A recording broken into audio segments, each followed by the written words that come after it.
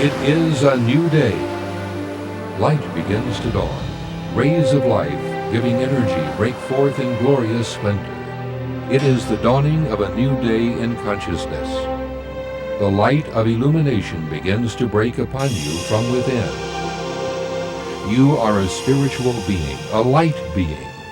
You have been endowed with 12 cosmic powers, 12 gifts of light, faith, strength, wisdom, love, power, imagination, understanding, will, order, enthusiasm, release, life. Accept your 12 powers. Burst forth into the dawning of a new way of life. Join with a lively trio, a minister, psychotherapist, and medical doctor, as they discuss healing of the physical, psychological, and spiritual aspects of your whole being. Here is a holistic approach to staying vitally alive and healthy, presented by well-known authors and professionals in their fields. Love. Love is not just an emotion. It's a real power we have. Our lives are shaped by the way we use our love power or ability, along with our other powers. Really, to love is to live. To love is to live. The Scottish scientist and minister Henry Drummond said in his classic little book, Love, the Greatest Thing in the World, you will find as you look back upon your life that the moments that stand out, the moments when you have really lived, are the moments when you've done things in a spirit of love.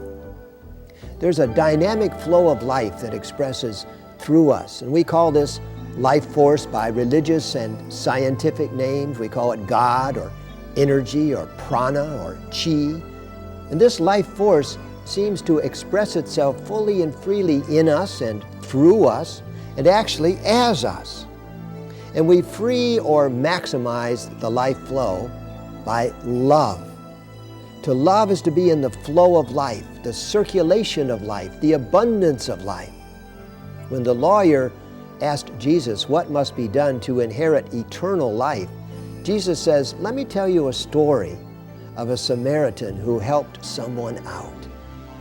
Now let's compare the restrictions that we place on ourselves to a rubber band around my finger. If the rubber band represents my prejudices and grudges and holier-than-thou attitudes, wanting to get revenge, feeling superior or inferior to others, it's like winding a band around my life circulation process. Look what happens to my finger.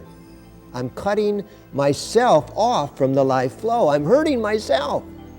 Soon my finger starts to swell and redden and hurt. Ouch! Then maybe turn blue from lack of circulation, and this can get serious. But if I let go of those old prejudices, hatreds, and negative, hard feelings, if I forgive, if I release, if I desire good to come to all, then as the saying goes, I let go and I let God. And then the flow is taking place. The cells in my finger are blessed by the healing, vital flow of fresh blood now that nourishes and restores and renews and cleanses and invigorates my finger. So, what condition do I want in life? The life force in me wants to be free to circulate, and I need to cooperate with it, to open myself, to unrestrict myself, to be more loving and forgiving and friendly and careful toward myself and people, to give and receive in positive ways. And then I get into the flow of greater life. I value myself and others, and life itself I value. Truly, to love is to live. What part of the body do you think about when you think of love? Well, probably the heart. And that's because love externalizes in our physical body as the circulatory system. And this includes our heart, our liver, our spleen, which is back here in the left side, our many, many blood vessels, our blood, and our lymphatic system. Now, we already intuitively know this direct connection between love and our heart. Just think of the many ways that we say this. When we are talking about someone that we love who is a good person, we say they have a heart of gold or a good heart. And when we are hurt emotionally, or when someone that we love leaves us, now we say our heart aches or our heart is broken. And how about when somebody is mean or nasty or critical? What do we say then? Well, they're cold-hearted, hard-hearted, heartless, or they have ice in their veins. And these are more than just figures of speech, because now we have scores of scientific studies that prove this direct connection between our heart and our love aspect. Our physical heart here is a muscular pump.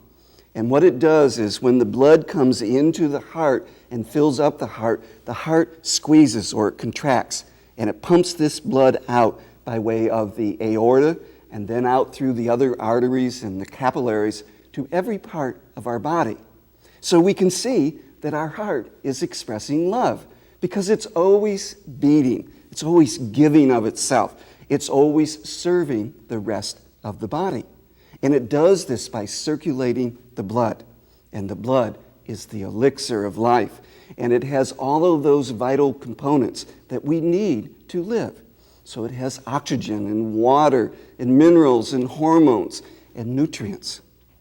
Now, what happens when this blood travels through our liver, which is this large red organ on the right side of our body?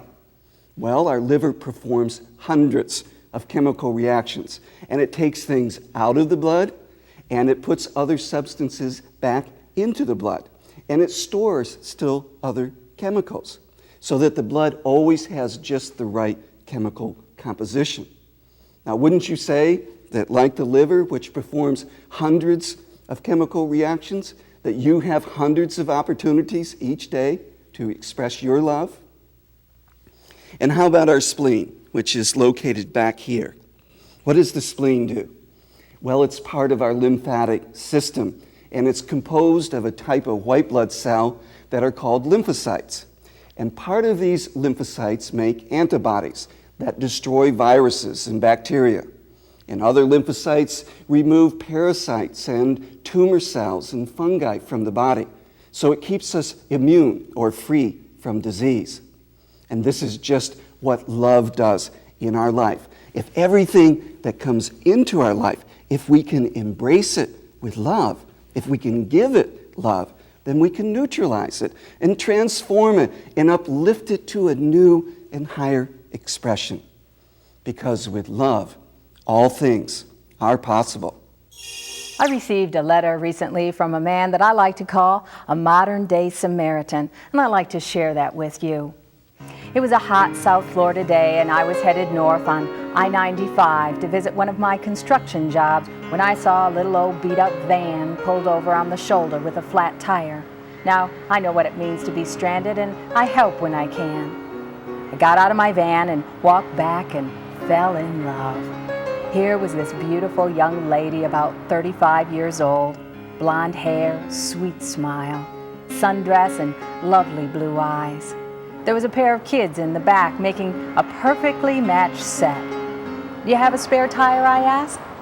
"It's flat too," she told me, and her blue eyes flooded with tears. Her name was Patty, and Timmy was about 10, and Tammy appeared to be about 8, and they had left their home on the south side of Miami and were headed to her mother's house in northern Georgia. Patty's husband, Larry, had beaten her up for the last time, and she was making her escape. Timmy piped up from the back seat. "He hit Mama again last night." Then I saw the bruise on her thigh where it extended out of her dress, and another on the side of her face. I myself had left a disastrous relationship a few months before and felt that I was ready to give love another try. Here was not only a lady in need, but also a wonderful pair of kids. I didn't ever intend to be a father again, but I have a lot of daddy love that I'm willing to lavish on all children that come into my life. Talking with them further, I found that She not only didn't have a good spare tire, she didn't have any money or food, and the kids were hungry, and the gas gauge was low. Thoughts began to race through my mind. They can come home with me. I've got room. I can take care of them. I jacked up the car and removed the flat tire. But then I began to realize how much healing work it takes after a difficult love relationship, and how jumping from one relationship to the next is not always a good idea. No, I thought, I definitely would not interfere in Patty's life. We went to Burger King, where I intended to leave them to eat something while I took the 2 tires to get them fixed. But 8-year-old Tammy took my hand, and she asked if she could have a kid's meal. And my heart melted. I looked at the young mother, and I was sure that if I tried to gather her in my arms, there would be no resistance. I sat down to eat with them, and Tommy told me how much he liked fishing, and my eyes misted up with fantasies of taking the tyke out fishing and reeling in our catch rapidly to keep it out of the jaws of the alligators. I ended up buying a total of 3 used tires, filled her tank with gas, and bought some munchies to eat on the road to Grandma's. I gave the sweet lady 2 $20 bills. "I can't accept that. You've already done too much for us," she said. "Oh, it's not for you, it's for the kids," I told her, as I hugged them all goodbye. Patty asked, "You're married, aren't you?" "Yes," I lied. "I hope she appreciates what she's got," is the last thing she said as they drove out of my life, with the kids leaning out the side window waving. I had to grit my teeth to keep from yelling, "Hey, come back! I can't let you go!" But I did. I let them go with love. The test of love is sometimes in those greatest moments when we are able to let go. It would not have been wise or healthy for Daryl to take Patty and the kids home. The thing to do was to let them go, and to let them go with love. Dr. David Williamson has a distinguished career as a minister since 1960. He has served as a popular pastor, counselor, professor, community leader for thousands of people, helping them express their greatest love potential. David has a 20-year-long broadcast career which has touched millions of lives. Robert Knapp is a medical doctor with training in psychiatry. In his 25 years research, teaching, and counseling as a holistic physician, he has documented how love is the key in healing the whole person. As the co-author of Birth of the Light Body, he has written about the correlation of all 12 powers with particular body organs. Gaylyn Williamson is a psychotherapist and has worked in a recovery hospital and lovingly counseled with people and their families. She has lectured extensively on the importance of healthy rituals and ceremonies that mark our rites of passage in life. She is co-author of Transformative Rituals. The 12 Powers was brought into a popular course of study by the American mystic Charles Fillmore. Mr. Fillmore loved the deep symbolic and mystical interpretation of the Bible. He conceived that Jesus' 12 disciples portrayed the outpicturing of each of these 12 spiritual powers. The disciple John, whom Jesus was close to, symbolically represents love. Our heart is the place in the body where love is expressed. Fillmore saw each of the powers manifests in a particular organ or system in our bodies, and so we explore the meeting place of science and spirituality. We've heard it said that in order to be forgiven, we have to forgive. Forgive us our debts as we forgive our debtors. What does this mean? Does it mean that if I don't forgive someone, God won't forgive me? If I forgive, then God will also decide to forgive? Well, that's what it sounds like, but that would require a mean, changeable God who stubbornly withholds and punishes us if we try to hurt or punish others. If we believe in a principle rather than a fickle personality, then there's a constant divine love.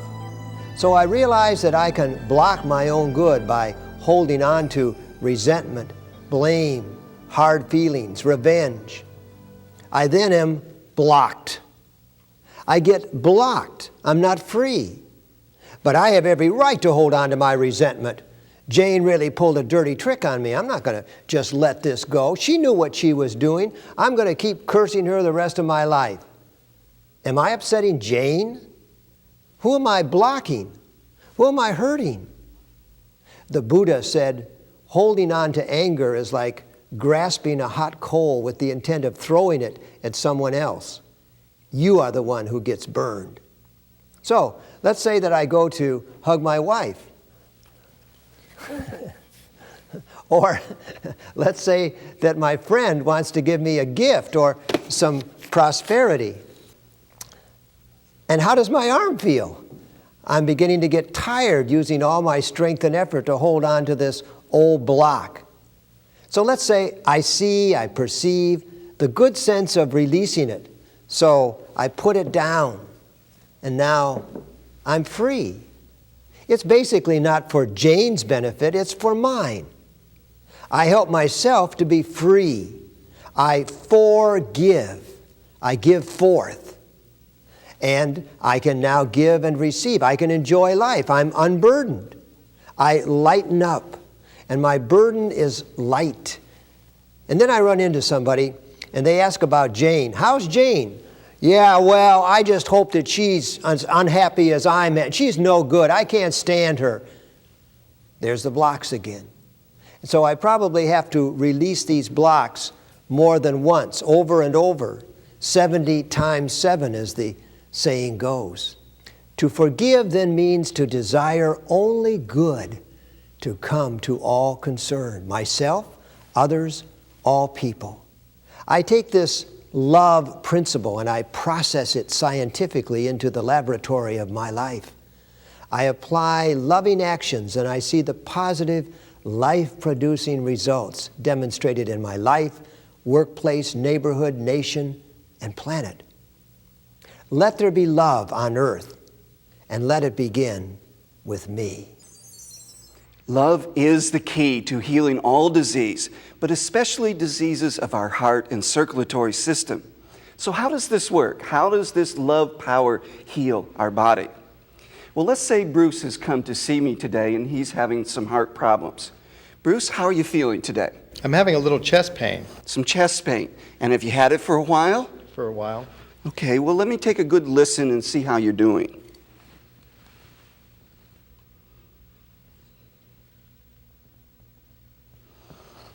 And have you had some high blood pressure in the past? Yes, I have. You have, okay. So we'll want to take your blood pressure too, see how you're doing.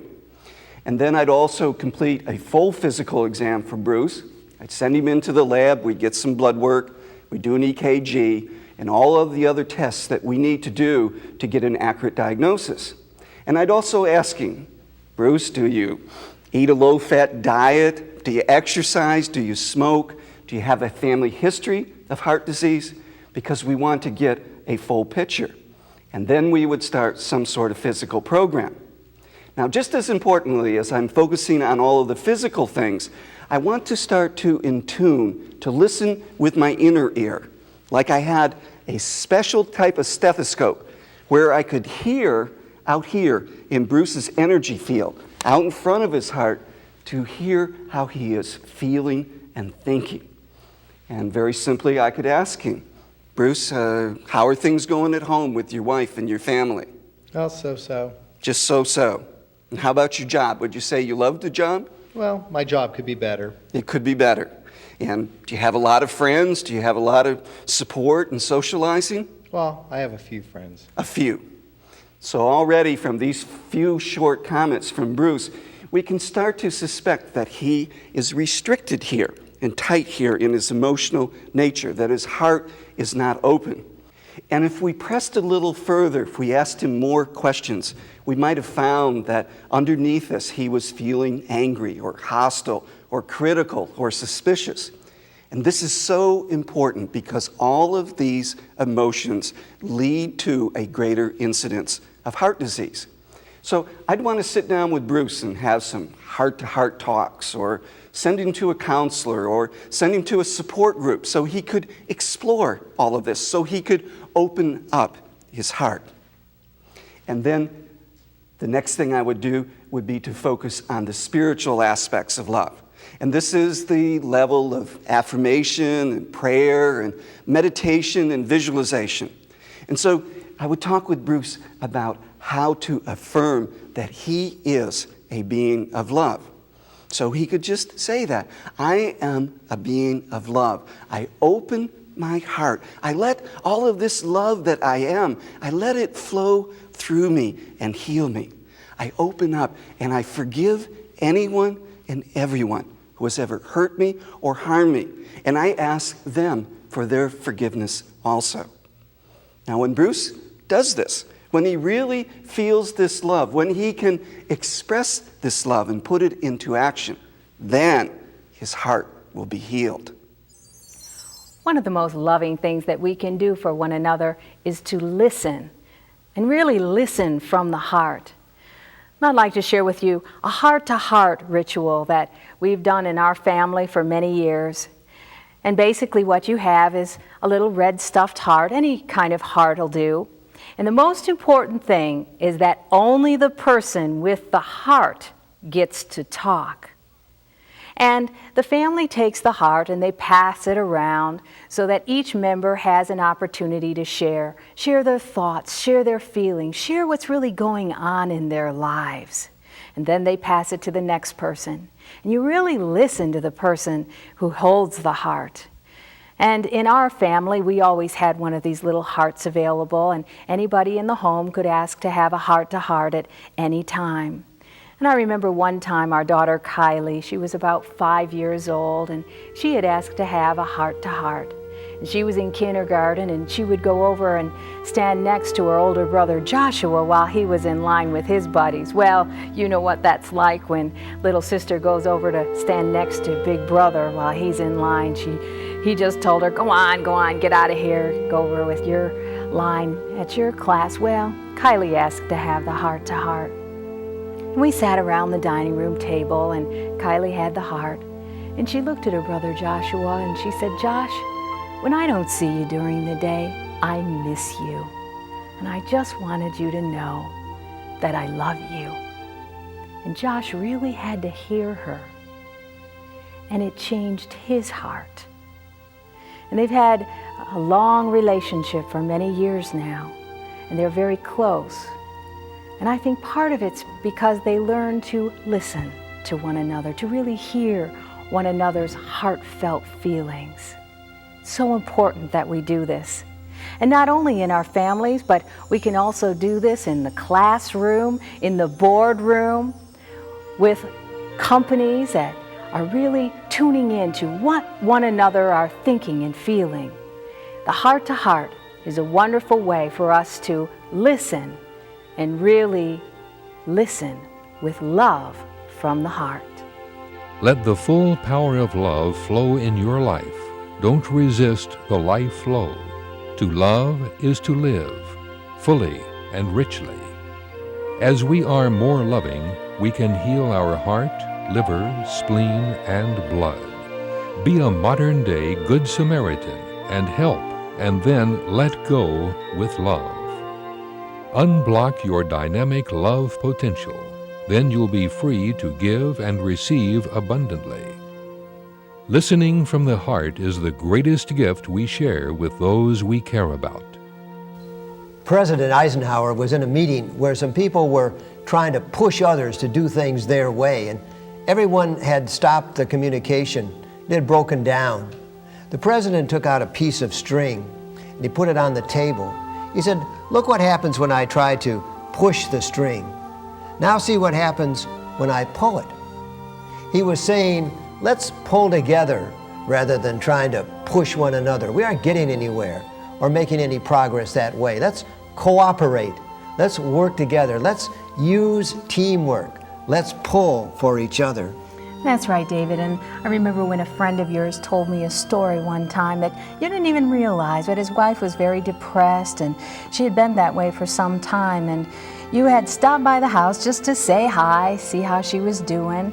And as you pulled up in front of the house, she was coming out, and it was just perfect timing. And so you started to have a conversation with her. You asked her how she was feeling, what was going on in her life, and then she turned around and she went back into the house. Well, little did you know at that time, but your friend told us that his wife was leaving the house that day to take her own life. And because David stopped by, because you stopped by, and you said, hi, how you doing? How you getting along? She stopped and she turned back around and she went into the house and she got some help and she got some counseling. In fact, I think you even referred her to a counselor. And she continued to live because you showed her thoughtfulness and kindness that literally saved her life. And we can do that for one another. We can show that thoughtfulness and kindness. We sure can. And this power of love and friendship and working together and cooperating, this is what keeps us healthy, and this is what heals others and heals our whole planet. And we're not just talking about our feelings here and these higher thoughts without evidence.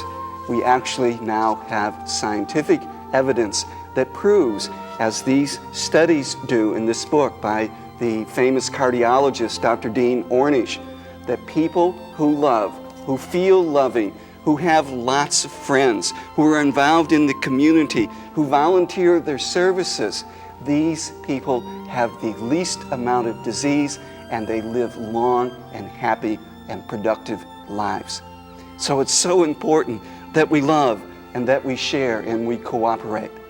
To live is to love, and to love really is to live.